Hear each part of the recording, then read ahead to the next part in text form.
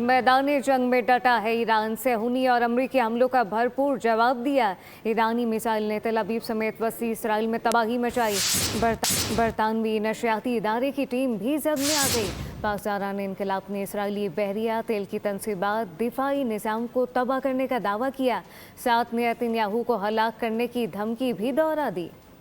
Iran ने अस्फहान और Tehran पर जारियत का भरपूर जवाब दिया। जंग में पहली मरतबा सजेल मिसाइल का इस्तेमाल हुआ, जिसने तेल अवीव में तबाही मचा दी। दावा किया गया कि इस मिसाइल के जरिए इसराइली हुकूमत के कमांड एंड कंट्रोल मराकज़ और अहम फौजी तनसीबात को निशाना बनाया गया। पासदारान इनकलाब के मुताबिक अमरीका के 4 थार्ड रडार सिस्टम्स, इसराइल के 18 बहरी जहाज़ों और तेल के टैंकरों को भी निशाना बनाया। तेल अवीव में बरतानवी नशियाती इदारे स्काई न्यूज़ की टीम भी हमले की जद में आई। स्काई न्यूज़ के मुताबिक ईरानी हमलों की सूरत में इसराइली गाड़ियाँ छोड़कर भाग जाते हैं। पासदारान इनकलाब ने इसराइली वज़ीर आज़म बिन्यामिन नेतन्याहू का ताक़ुब जारी रखने का अज़्म करते हुए कहा, अगर बच्चों का कातिल जिंदा है तो इसका पीछा जारी रखेंगे और इसे पूरी क़ुव्वत से कत्ल कर देंगे। पासदारान ने दावा किया कि इस जंग में दुश्मन को यौमिया $1.5 अरब का नुकसान पहुँच रहा है। ईरान की जानब से 10 मिसाइल और ड्रोन से मुत्तहदा अरब इमारात में अमरीकी फ़िज़ाई अड्डे को निशाना बनाने का भी दावा किया गया। दुबई एयरपोर्ट पर भी ड्रोन हमला हुआ, जिससे आग भड़क उठी और तैयारों की लैंडिंग आर्ज़ी तौर पर बंद कर दी गई। ताहम इस हमले की जिम्मेदारी ईरान ने कबूल नहीं की।